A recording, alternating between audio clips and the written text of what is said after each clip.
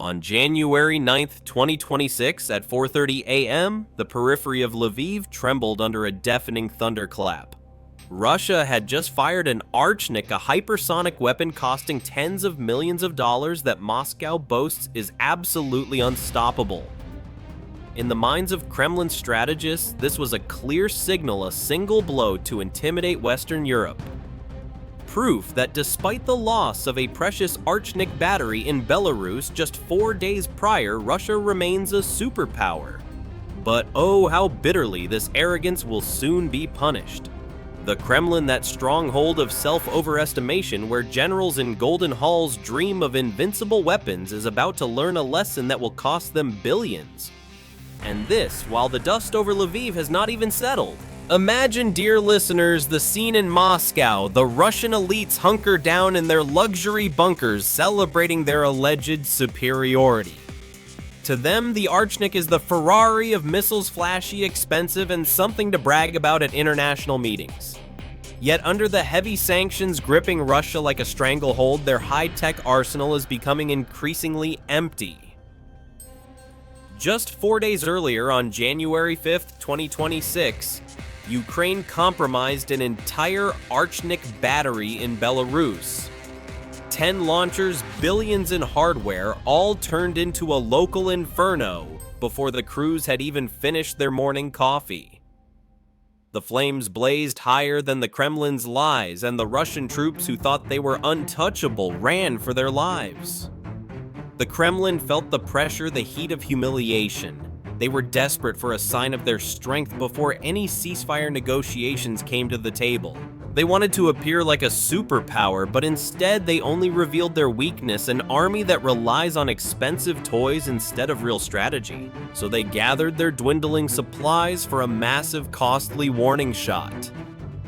On the night of January 9th, 2026, they launched a large-scale attack, 2,042 drones, 36 conventional missiles, and the centerpiece, the hypersonic Archnic. The target, Lviv, a city just 40 kilometers from the NATO border. This was no simple infrastructure attack, no. It was a loud, highly dramatic signal aimed directly at the West, an act of aggression that raised tensions between Russia and the free world to a new level of enmity. On paper, the Archnic is a monster Mach 10 speed, 6 multiple warheads, and the claim of being absolutely unsurpassed. But the reality, a joke. All that high-tech noise only triggered a few automatic gas safety sensors and caused minimal damage to the local power grid. It was a multi-million-dollar firework display that barely left a scratch. The Russian commanders, those self-important figures, patted each other on the back for their hypersonic victory.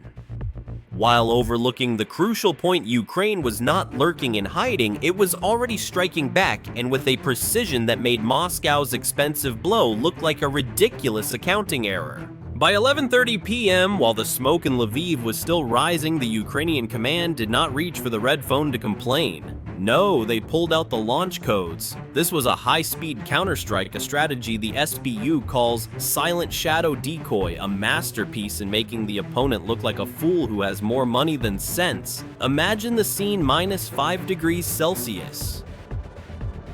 The Russian operators in their Pantsir S-1 vehicles are shivering their breath, fogging the windows as they desperately try to keep the heaters running.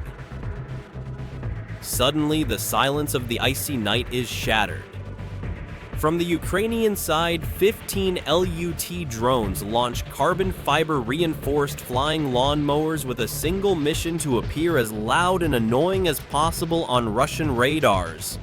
They descend to 150 feet, skimming the icy power lines, their wooden propellers humming a deep song of death across the border. In the Russian command vehicle, the green radar screen turns into a panicked red strobe. The operator's eyes widen in terror. He isn't thinking about strategy, he's thinking, if I miss this, I'll end up in the gulag. He slams the safety cover off the launch button. The Pantsir's hydraulic turret spins 90 degrees in a fraction of a second. The dual 30mm cannons point their snouts into the black sky. Fire. The darkness is torn apart by a white-hot flash. A $2 million interceptor missile races off the ramp, trailing a spiral of orange fire that illuminates the snow-covered fields for miles. It accelerates to Mach 2, chasing a drone that costs less than the missile's own guidance chip. Then the impact, a massive fireball explodes in the sky. To the Russian operator, it's a beautiful sight. He sees the target destroyed message and likely thinks he has saved the motherland. He watches the burning debris of the LUT fall into the forest like fiery confetti. In the Russian bunkers, they cheer and exchange high fives. But in Kyiv, mission commanders check their watches and smile slyly. Because every time a Russian Pantsir fires its missile tubes empty. It takes 45 minutes of frantic, finger-freezing work to reload those tubes. While the Russians celebrate their victories over the decoys, their radar screens begin to flicker. The systems are overloaded, trying to process 10 targets simultaneously. The eye of the Russian defense blinks, blinded by its own success. And that is exactly the moment the trapdoor opens. The bouncer has just emptied his weapon at a Shadow, and he hasn't even noticed that the real heavyweight is already breathing behind him. Just as the Russian crews are lighting their victory cigars, thinking they've shot down a desperate drone swarm, the big beasts enter the scene. Two F-16 Block 70/72s. The Vipers lurk just inside Ukrainian airspace, teeth bared and ready to turn a victory into a strategic nightmare. This is a wild weasel mission, and it is as high drama as it gets. To the north, near the Belgorod sector, the first F-16 pilot call sign Wild Weasel doesn't dive into the line. He doesn't have to. He releases the MALDJ. Think of the MALDJ as a high-tech prank call, a small decoy that can mimic the radar signature of an entire squadron of B-52 bombers. In the Russian Pantsir command vehicle, the operator's heart stops. One moment he was laughing at drones, the next his screen shows a massive formation of heavy American bombers at high altitude. Contact B-52's multiple targets. The Russian operator slams his palm onto the launch button. He empties the entire rack, firing millions of dollars into the clouds at ghosts. While he struggles with the 45-minute reload job in the icy mud, the F-16 pilot smiles. He has been waiting for this Russian radar scream. As soon as the Pantsir bites on the decoys, the F-16 unleashes the AGM-88 Harm. This missile is a radar-seeking shark. It doesn't need a map, it smells the Russian radar frequency and rides the beam directly into the operator's throat. In the cockpit, the pilot feels the aircraft buck. The radar warning receiver howls a lock-on tone. He jerks the stick, pulling 9 Gs. His vision narrows, the world turning gray from the pressure. He evades a SAM while his own shark strikes. The Harm hits.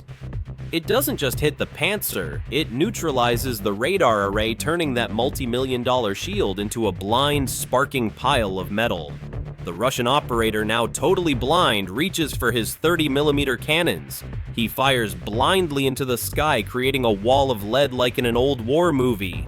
It is desperate, loud, and absolutely useless. Simultaneously to the south near Orel, F-16 Sniper South pulls the same trick. Two ghost squadrons appear simultaneously from two directions. The Russian High Command suffers a collective breakdown. They think they are facing a full-scale attack from the entire NATO repertoire. Their systems are running at 100% overwhelmed, overprocessed, and out of ammunition.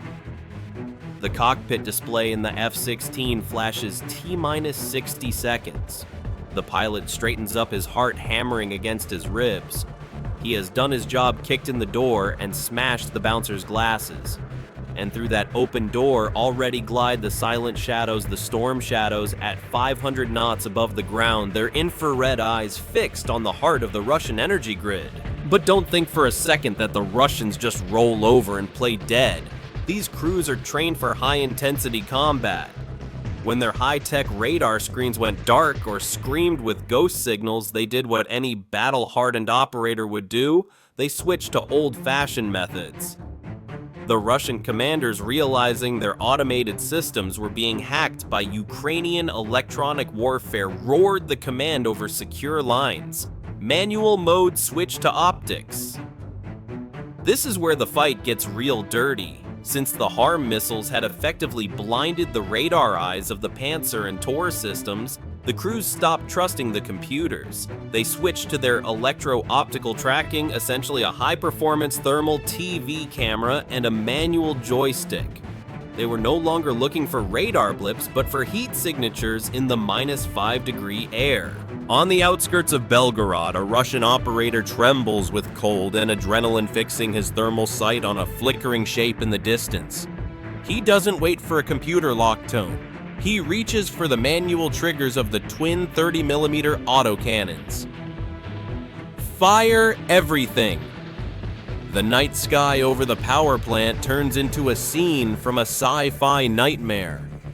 Thousands of rounds of high-explosive tracer ammunition pump into the air at 2,000 rounds per minute, creating a wall of lead.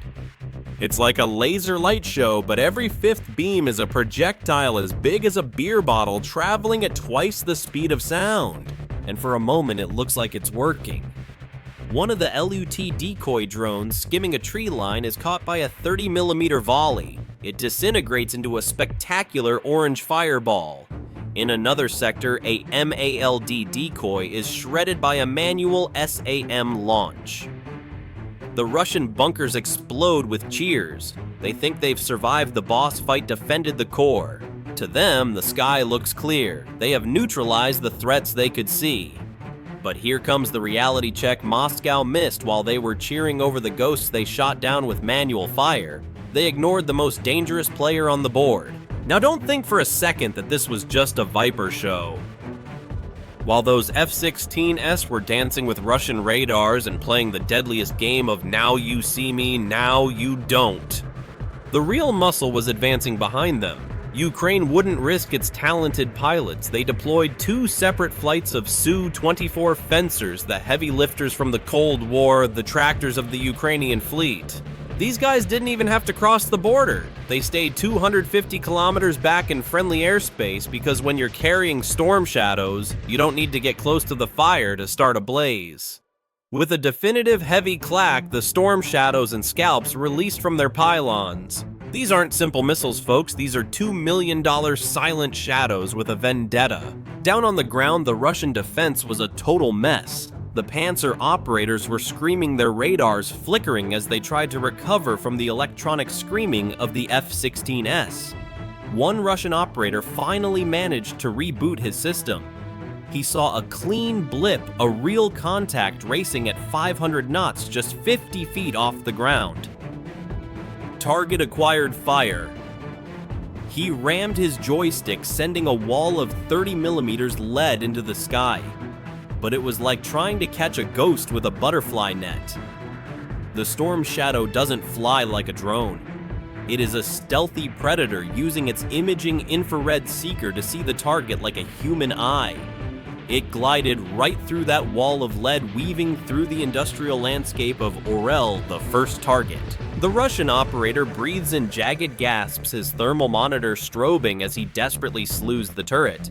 He is fighting a losing battle against physics, emptying thousands of tracer rounds to create a blinding cage of light.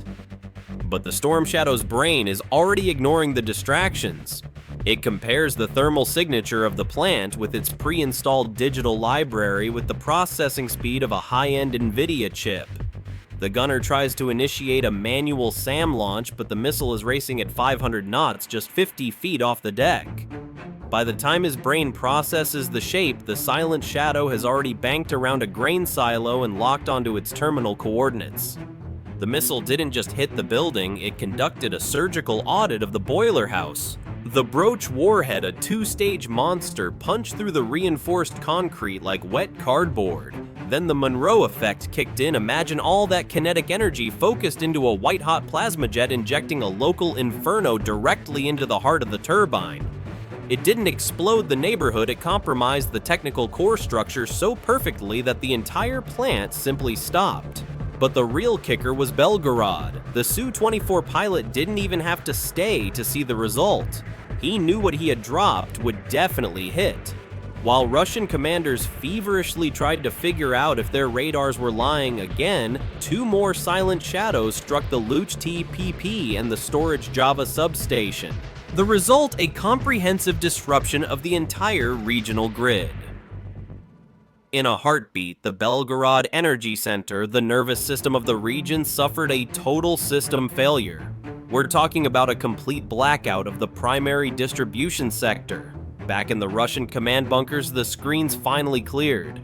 The ghosts were gone. The operators thought they had finally won. But as they sat there shivering in the dark as the heaters failed and the monitors went black, the truth dawned on them: they had defended the sky against decoys while the real blow had already landed, crippling their entire logistical backyard. Russia had spent tens of millions to scratch some paint in Lviv, while Ukraine used precision and silent shadows to freeze an entire regional hub. Now let's consider the aftershocks, because the physical impact on these power plants was only the overture. When a major regional energy hub like Belgorod Orel goes dark at -5 degrees Fahrenheit, you aren't just looking at a power outage, you are seeing the total collapse of the Russian hinterland. We are talking about multi-billion-dollar infrastructure reduced to smoldering infernos. Under current sanctions, Moscow cannot simply order the parts to fix this. It is permanent structural damage that will take months, if not years, to even begin to restore. Just hours before the Kremlin was bragging about its unsurpassed Archnic capability, they thought they would intimidate the world. Cut to daybreak, the invincible shield is shattered. The myth of impenetrable air defense was tricked by a surgical backdoor play. This attack forces Moscow into a choice they cannot win. They have only a limited number of high-end systems like Pantsir and S-400. Do they keep them at the front to protect their troops, or do they pull them back to guard their freezing infrastructure? The Russian army, once hailed as invincible, is exposed here as a colossus with feet of clay, overarmed, underintelligent, a relic of an era where brute force mattered but being taken apart in modern warfare by clever underdogs like Ukraine. Tensions are escalating Russia's aggression. This blind rage against Ukraine and the West has not only led to this fiasco, but could plunge the entire region into a winter of despair. Imagine the civilian population in Belgorod freezing in the cold, without power, without heat, a humanitarian disaster caused by the Kremlin itself through its hubris. Historians will compare this to the great blunders of World War II, where Russian generals similarly arrogant fell into the trap. Dear listeners, what do you think if you were the mission commander of Ukraine? Which sector would you have suppressed first, Belgorod or Orel? Share your tactical considerations in the comments. Would you use more decoys to humiliate the Russians even further, or aim directly at the core infrastructure? Let me know. I'm excited to hear your ideas. And here is the lesson of the day. Don't spend tens of millions on a flashy Ferrari missile if you haven't secured your own backyard. Russia tried to demonstrate strength, but Ukraine showed precision, intelligence, and an ROI that would make a Wall Street shark blush. The Russian troops, these alleged heroes, became laughingstocks. Billions burned for nothing, while Ukraine caused maximum destruction with minimal effort. This is the stuff legends are made of: the clever underdog who changes the rules of the game and makes the giant stumble. If you support the smart side that is changing the war hit, like now, for the tech geeks among you. If you were the mission commander, which sector would you have suppressed first? Belgorod or Orel? Explain your tactical reasoning in the comments below. And don't forget to subscribe so you don't miss our next deep dive into the mathematics of modern war. See you soon and stay curious. Who knows what drama the Kremlin will present us with next? What do you think? Will Russia learn from this, or will they continue to stumble into their own traps? Share your thoughts.